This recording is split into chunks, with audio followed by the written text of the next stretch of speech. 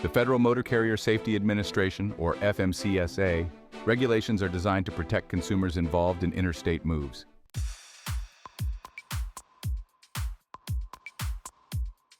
Regulations and interstate transportation. FMCSA's regulations apply to motor carriers engaged in the interstate transportation of household goods and brokers who arrange such transportation. These regulations require movers to perform specific services and provide particular documents. They apply only when movers transport household goods across state lines or internationally, not within a commercial zone or between points within the same state.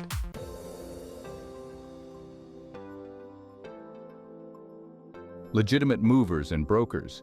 Legitimate movers and brokers must be registered with the FMCSA for interstate operations involving household goods transportation. They will clearly state whether they are a mover or a broker. Movers transport your shipment, while brokers arrange transportation but do not provide the actual transport.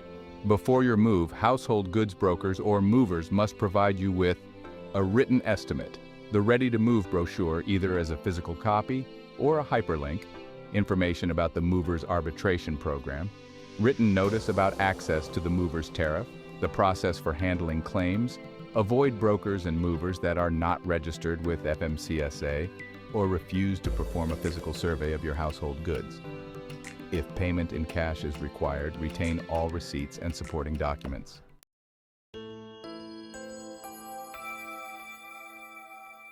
Customer responsibilities.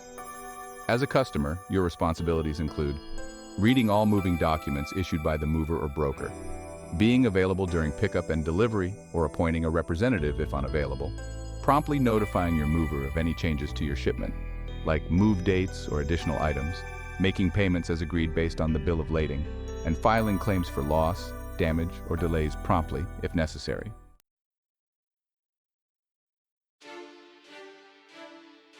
Estimates. Your mover must provide an estimate based on a physical survey of your household goods, conducted either on-site or virtually. This survey is mandatory unless you waive it in writing.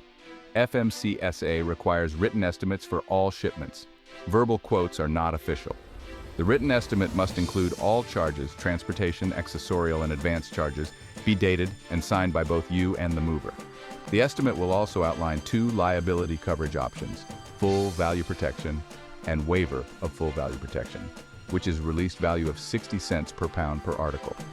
A broker can only provide an estimate on behalf of a mover if they have a written agreement with the mover and use the mover's published tariff.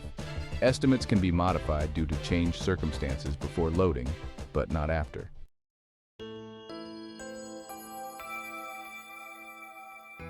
Binding estimates. A binding estimate ensures you cannot be required to pay more than the amount estimated at delivery. If additional items or services are needed, you and your mover can abide by the original estimate, prepare a new binding estimate, or convert the binding estimate into a non-binding estimate.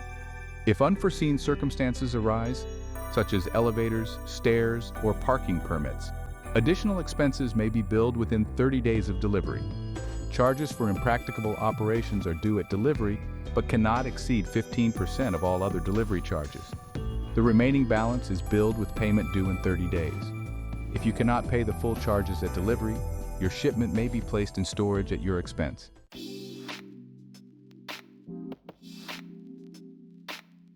Non-binding estimates. A non-binding estimate provides an approximate cost of your move.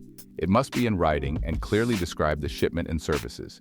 The final charges are based on the actual weight of your shipment and the services provided, as per the mover's tariff. Movers cannot require you to pay more than 110% of the non-binding estimate at delivery, with any remaining charges billed within 30 days.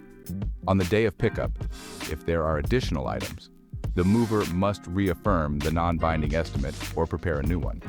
If you cannot pay 110% of the non-binding estimate at delivery, your shipment may be stored at your expense until payment is arranged. Movers must release your shipment if you pay 110% of a non-binding estimate or 100% of a binding estimate, plus 15% of impracticable operations charges if applicable. Failure to do so constitutes holding your shipment hostage, a violation of federal law.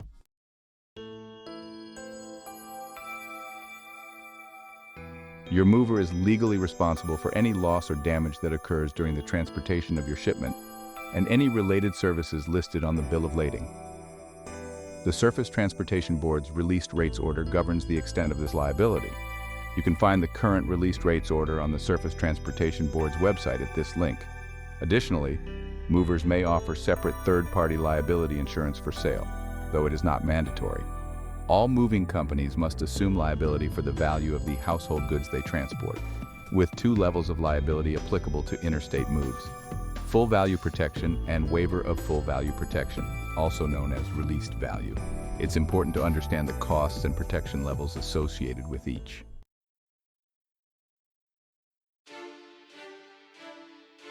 This option provides the most comprehensive protection for your household goods, but it does increase the cost of your move. The initial cost estimate you receive must include this level of protection. Under full value protection, your mover is liable for the repair, replacement, or payment for any article that is lost, destroyed, or damaged, subject to certain exceptions. The minimum level for full value protection is $6 per pound times the weight of your shipment, though this can vary by mover, and you may declare a higher value at an additional cost. The charges for full value protection must be included in the mover's tariff. Movers may limit liability for items of extraordinary value unless they are specifically listed on the shipping documents. Items of extraordinary value are those worth over $100 per pound.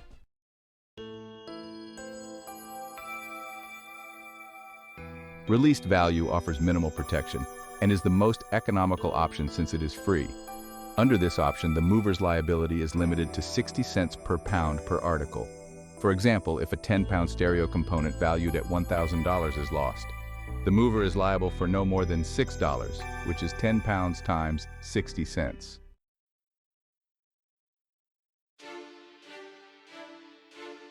Third-party insurance. If you purchase separate third-party cargo liability insurance through your mover, the mover must provide you with a copy of the policy or another document at the time of purchase.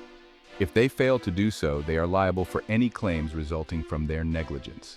Disputes with third-party insurance companies are not subject to FMCSA regulations and may require arbitration.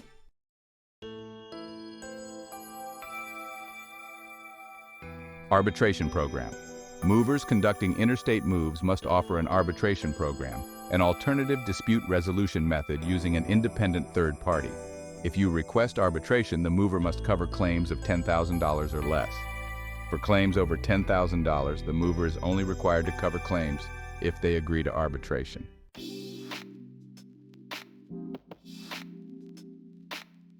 Reducing your mover's normal liability. Your mover's liability may be reduced if your actions or omissions cause the loss or damage, such as improper packing or including hazardous materials without notifying the mover. You choose the released value level of liability, but ship items valued at more than 60 cents per pound per article. You declare a shipment value lower than the actual value of your items. You fail to notify your mover in writing about items valued at more than $100 per pound.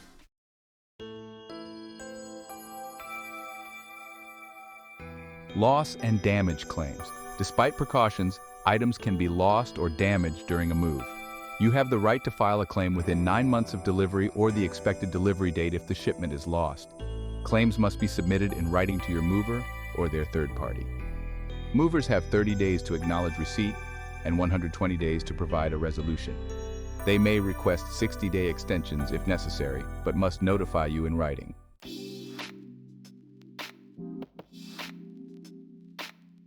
Delay claims.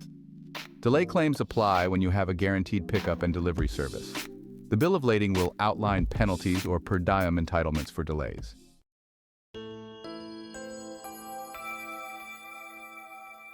Moving paperwork. Do not sign blank documents, and only sign incomplete documents if the missing information cannot be determined before loading, such as the shipment's actual weight or unforeseen charges.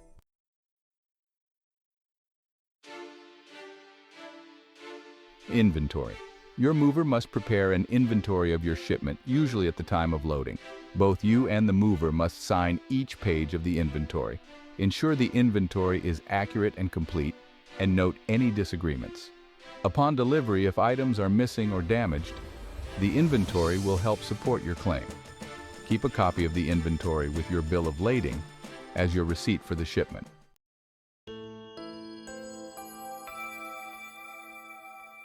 Your responsibilities at delivery. When your shipment is delivered, it's your responsibility to verify that all items listed on the inventory have been received. If you notice any new damage, document it on the inventory form. Inform the mover and ensure that they also record the damage on their copy of the inventory.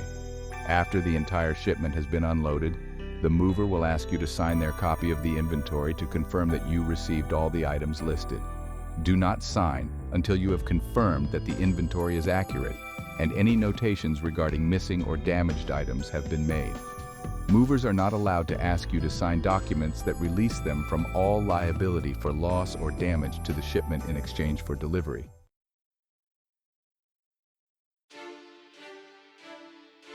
Bill of lading.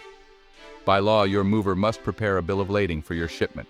This document is the contract between you and the mover for transporting your goods. It must be issued at least 3 days before the pickup date and include all information and charges related to the transportation of your shipment. The driver who loads your shipment must give you a copy of the bill of lading before or at the time of loading.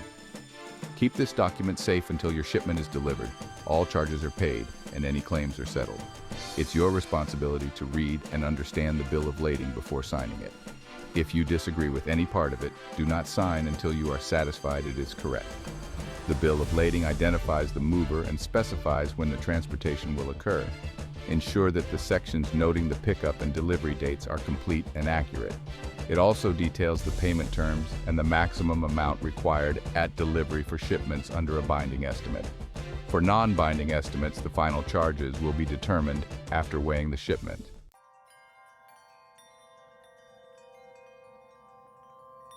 Invoice. When it's time to pay for transportation services, your mover must provide an invoice detailing the services rendered and their respective costs. Typically, this invoice is a copy of the bill of lading. Unless your shipment is being transported under a binding estimate, the invoice must clearly specify each service provided, the charge for each service, and the total cost. If this detailed information is not included, you should not accept or pay the invoice. For shipments under a binding estimate, payment of 100% of the estimate is required upon delivery. For non-binding estimates, you must pay 110% of the estimate plus any additional costs for services requested after the contract was signed, and any charges for impracticable operations, up to 15% of the total charges due at delivery. Failure to pay the required charges at delivery allows the mover to refuse delivery and place your shipment in storage at your expense until payment is made. For prepaid shipments, the mover must issue the invoice for all transportation charges within 15 days of delivery, excluding weekends and federal holidays. For shipments paid upon delivery, the invoice must be provided either on the delivery date or within 15 days from the delivery date, excluding weekends and federal holidays. Additional charges based on weight will be billed within 30 days of delivery, and charges for impracticable operations must be paid within 30 days of the invoice.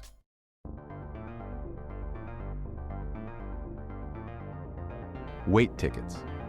For shipments under a non-binding estimate, your mover must obtain weight tickets each time your shipment is weighed.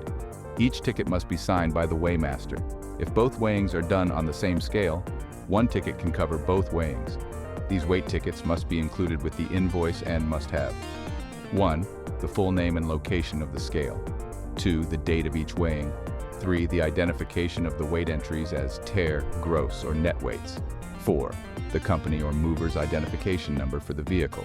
And 5. The last name of the shipper as it appears on the bill of lading.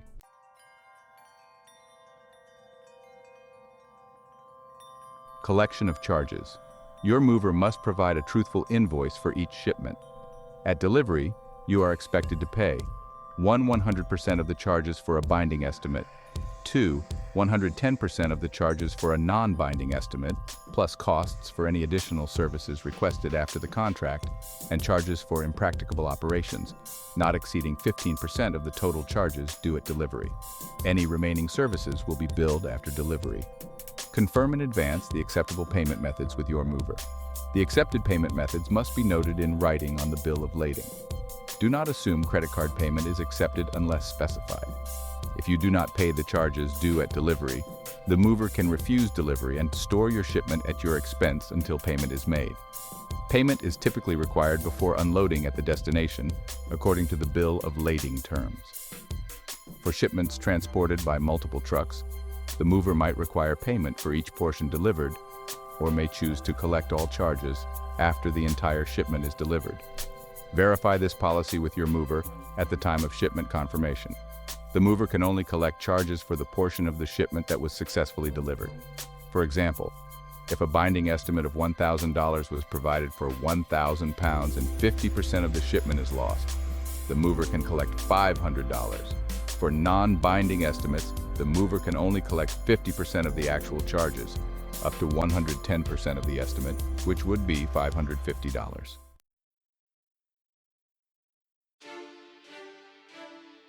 Agree on pickup and delivery dates with your mover before the move. These dates should be entered on the bill of lading. The mover is contractually obligated to meet these dates as specified in the bill of lading. Movers might use a delivery spread to indicate the time frame for delivery, meaning your shipment could arrive any time within that period. They usually provide a 24-hour advance notice before delivery. You must be available to accept the shipment, or it may be placed in storage at your expense. Ensure that agreed dates are specific and not vague. Avoid agreeing to as soon as possible pickup or delivery. If you need to change the dates, the mover may accommodate if it doesn't cause unreasonable delays or interfere with other moves. Otherwise, the mover may store your shipment at your cost. A mover is only excused from meeting the service described in the bill of lading due to force majeure such as severe weather conditions. If the mover fails to meet agreed dates and causes additional expenses, you might be able to claim these expenses.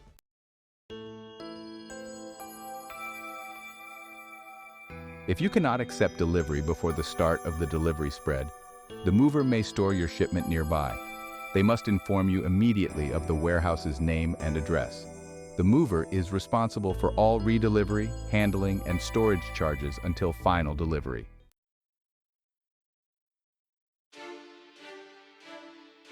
Storage in transit. If you request storage before delivery, your mover must notify you in writing at least 10 days before the storage period ends, or if less than 10 days, 1 day before. This notice should include 1. The end date of the storage period, 2. The maximum storage in transit period as per the tariff, 3. The date when storage in transit will convert to permanent storage, and 4. The rules, regulations, and charges of the storage facility.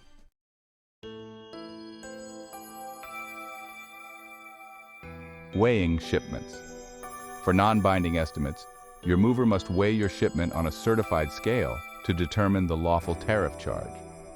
Binding estimates are not affected by shipment weight. Movers often have a minimum weight charge. If your shipment weighs less than the minimum, the mover must state the minimum cost on the bill of lading. If this is not provided and your shipment is under the minimum weight, final charges will be based on the actual weight.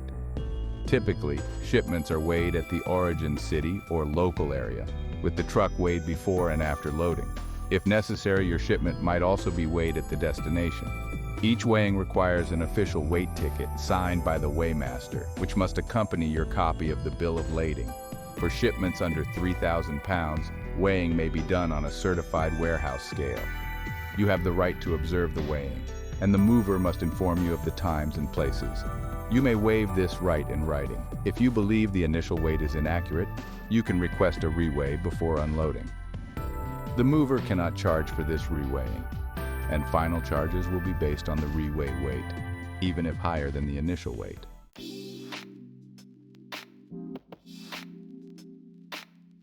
Notification of delivery.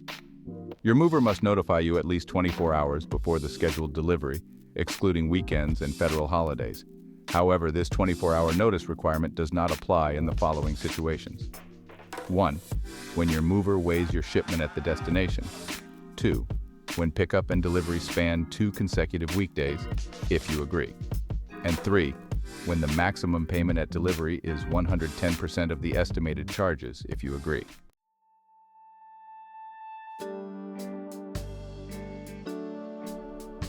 Resolving disputes with your mover. The FMCSA sets regulations for handling loss and damage claims, but it cannot resolve these claims on your behalf. If you cannot reach a settlement with your mover, you have the right to request arbitration. Movers are required to participate in an arbitration program and must provide a summary of this program before you sign the bill of lading. Arbitration allows you to settle claims for loss, damage, or disputed charges through a neutral arbitrator. It can be a more cost-effective and convenient option than filing a lawsuit.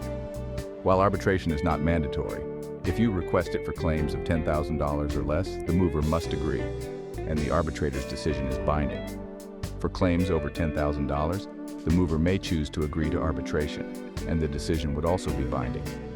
You can also pursue legal action in a court with appropriate jurisdiction if you prefer not to use arbitration. You may file a claim in state court or federal court if the claim exceeds $10,000. You can find the mover's process agent information by contacting FMCSA at 800-832-5660 or by visiting FMCSA's website.